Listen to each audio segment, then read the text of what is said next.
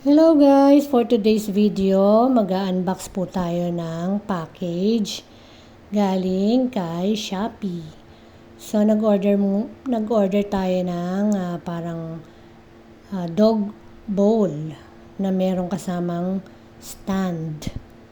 Kasi kung nag-follow kayo sa amin, meron kaming long-legged na dog. So, yan, meron lang konting butas.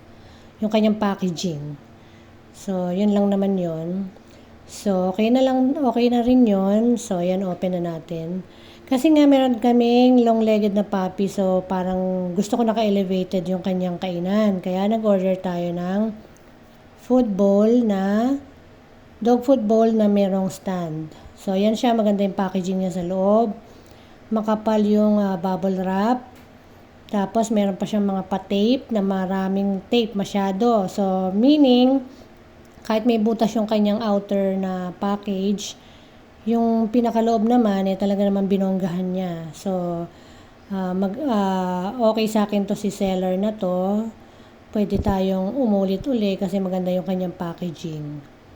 So, masisure na yung product ay nasa mabuting kalagayan. So, ayan yung kanyang bowl. Ang ganda, ang cute. Stainless daw siya. So, yan. May patenga pa. Ayan yung kanyang stand. So, yan.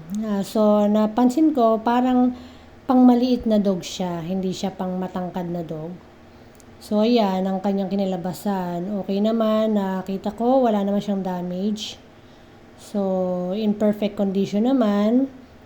So, may advice ko, itong ganitong kainan is, parang sa mga maliliit na dogs, katulad kay Yoko, yung aming chihuahua.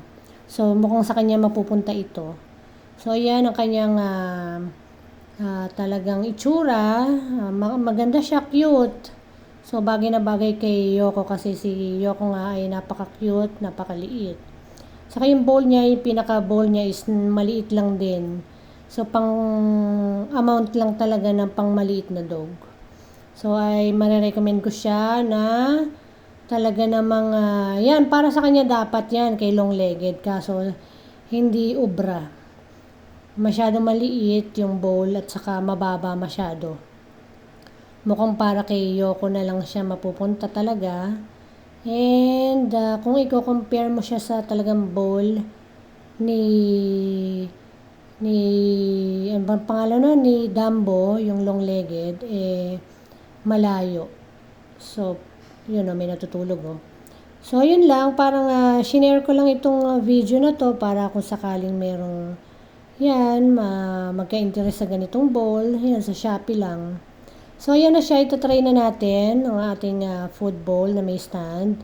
Yan. Kita nyo naman, saktong-sakto sa height ni Yoko. So, pwede rin siguro ito sa mga kittens. Ay, sa mga cat pala. Yan, ganyang height. Kasi kasing height lang ni Yoko yung mga pusa So, bagay na bagay sa kanila yung ganyan. At siguradong pack na pack sa kanilang height at saka sa kanilang laki. So, ayan, kitang-kita niyo naman nag-enjoy si Yoko sa kanyang bagong kainan. Ayun may mga abangers Yun ito, kulit. Pinipigilan ko para hindi makalapit kay Yoko kasi ay naabangan nila si Yoko.